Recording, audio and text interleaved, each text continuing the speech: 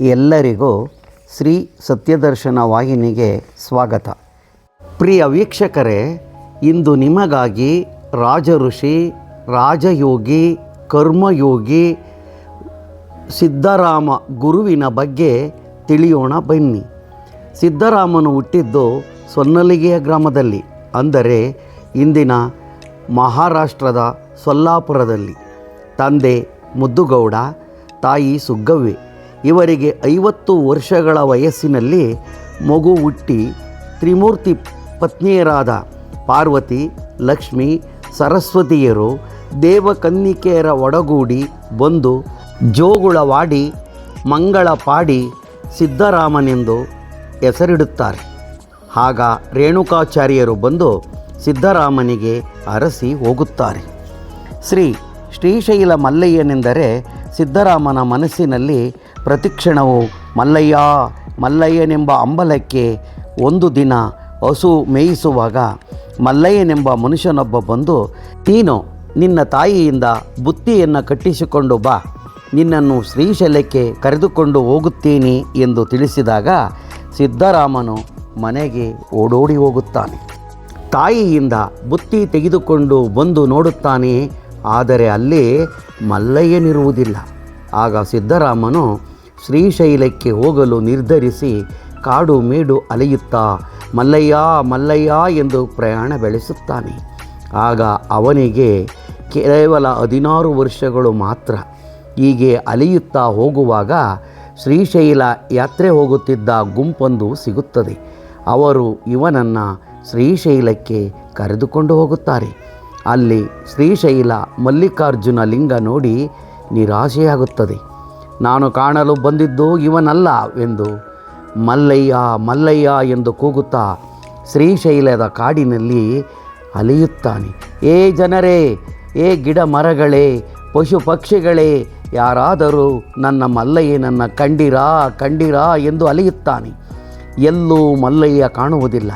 ಕೊನೆಗೆ ಸಾಯುವುದೇ ಲೇಸೆಂದು ಶ್ರೀಶೈಲ ತುದಿಯ ರುದ್ರ ಕಮರಿಯ ತುದಿಗೆ ಬಂದು ನಿಲ್ಲುತ್ತಾನೆ. ಏ ಮಲ್ಲಯ್ಯ, ನನ್ನನ್ನು ಕರೆದುಕೋ, ನಾನಿನ್ನೂ ಬದುಕಲಾರೆನೆಂದು ಬೀಳಲು ತಯಾರಾಗುತ್ತಾನೆ. ಇನ್ನೇನು ಆ ಕಮರಿಗೆ ಬೀಳಬೇಕೆನ್ನುವಾಗ ಶ್ರೀಶೈಲ ಮಲ್ಲಿಕಾರ್ಜುನನು ಅವನ ಎದುರಿಗೆ ಪ್ರತ್ಯಕ್ಷನಾಗಿ, ಸಿದ್ಧರಾಮ ನಿಲ್ಲು, ನಾನಿದ್ದೇನೆ ಎಂದು ಹೇಳುತ್ತಾ, ಸಿದ್ಧರಾಮ, ನಿನ್ನ ಭಕ್ತಿಗೆ ಮೆಚ್ಚಿದ್ದೇನೆ. ಇನ್ನು ಮುಂದೆ ಪವಾಡ ಪುರುಷನಾಗುತ್ತೀಯ.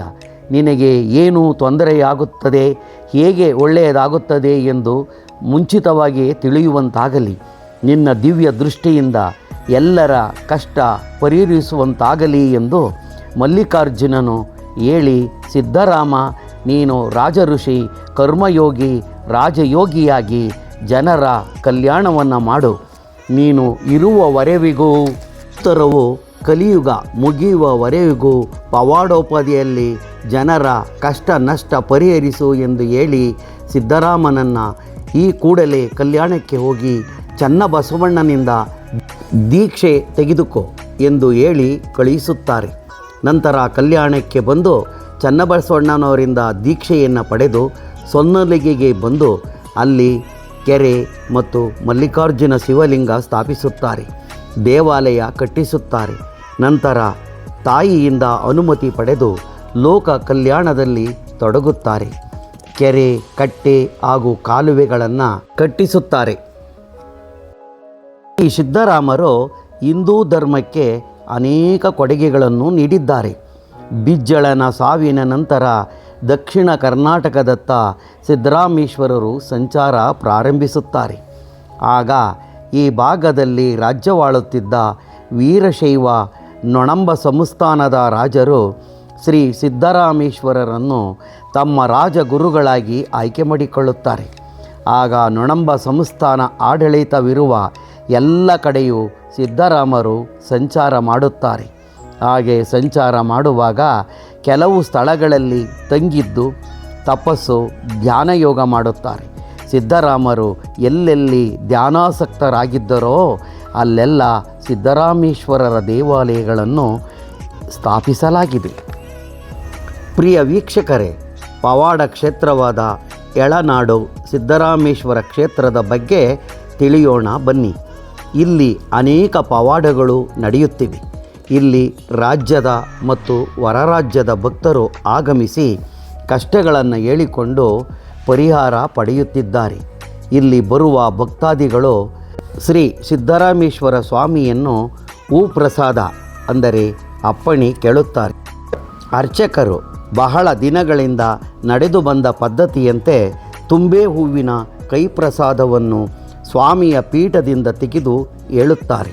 ಬೆಸ ಸಂಖ್ಯೆ ಬಂದರೆ ಕೆಲಸ ಆಗುತ್ತದೆ ಎಂದು, ನಾನಿದ್ದೇನೆ ಎಂದು, ಸರಿ ಸಂಖ್ಯೆ ಬಂದರೆ ಆಗುವುದಿಲ್ಲ ಮಾಡಬೇಡಿ ಎಂತಲೂ ಶ್ರೀ ಸಿದ್ದರಾಮೇಶ್ವರರು ಹೇಳಿದ್ದಾರೆಂದು ನಂಬಿ ನಡೆದುಕೊಳ್ಳುತ್ತಾರೆ.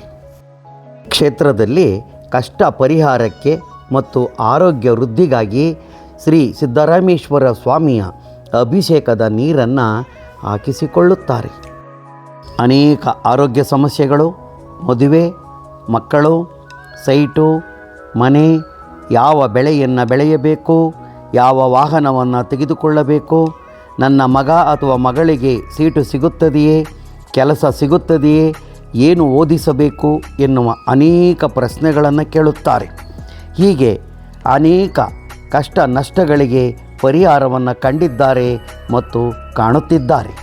ಪ್ರಿಯ ವೀಕ್ಷಕರೇ, ಈ ಎಳನಾಡು ಕ್ಷೇತ್ರವಿರುವುದಾದರೂ ಎಲ್ಲಿ ಎಂದರೆ ತುಮಕೂರು ಜಿಲ್ಲೆ ಚಿಕ್ಕನಾಯಕನಹಳ್ಳಿ ತಾಲ್ಲೂಕು ಹುಳಿಯಾರ್ ಕೇಂದ್ರದಿಂದ ಕೇವಲ 8 ಕಿಲೋಮೀಟರ್ ದೂರದಲ್ಲಿದೆ. ತುಮಕೂರಿನಿಂದ 63 ಕಿಲೋಮೀಟರ್, ಹೊಸದುರ್ಗದಿಂದ 30 ಕಿಲೋಮೀಟರ್, ತಿಪಟೂರಿನಿಂದ 42 ಕಿಲೋಮೀಟರ್ ದೂರದಲ್ಲಿದೆ. ಅರ್ಚಿಸಲು ಬೇಡವದು, ಪೂಜಿಸಲು ಬೇಡ, ನಿತ್ಯ ಜಪ ತಪ ನೇಮ ನಿನಗೆ ಬೇಡ, ಸಚ್ಚಿದಾನಂದ ಗುರು ಕಪಿಲ ಸಿದ್ಧ ಚನ್ನಮಲ್ಲಿಕಾರ್ಜುನ ಭವಾಕ್ಷರವ ತ್ರಯವ ನೆನೆ ನಿತ್ಯ ಪದವು ಎಂಬ ವಚನದೊಂದಿಗೆ ಈ ಸಂಚಿಕೆ ಮುಗಿಸುತ್ತಿದ್ದೇನೆ. ಜೈ ಸಿದ್ದರಾಮಪ್ರಭು. ಬೇರೊಂದು ಪವಾಡ ಕ್ಷೇತ್ರದೊಂದಿಗೆ ಮುಂದಿನ ವಿಡಿಯೋದಲ್ಲಿ ಸಿಗುತ್ತೇನೆ. ಅಲ್ಲಿಯವರೆವಿಗೂ ಎಲ್ಲರಿಗೂ ನಮಸ್ಕಾರಗಳು. ನೀವಿನ್ನು ನಮ್ಮ ವಾಹಿನಿಗೆ ಚಂದಾದಾರರಾಗಿಲ್ಲದಿದ್ದರೆ ಚಂದಾದಾರರಾಗಿ. ಧನ್ಯವಾದಗಳು.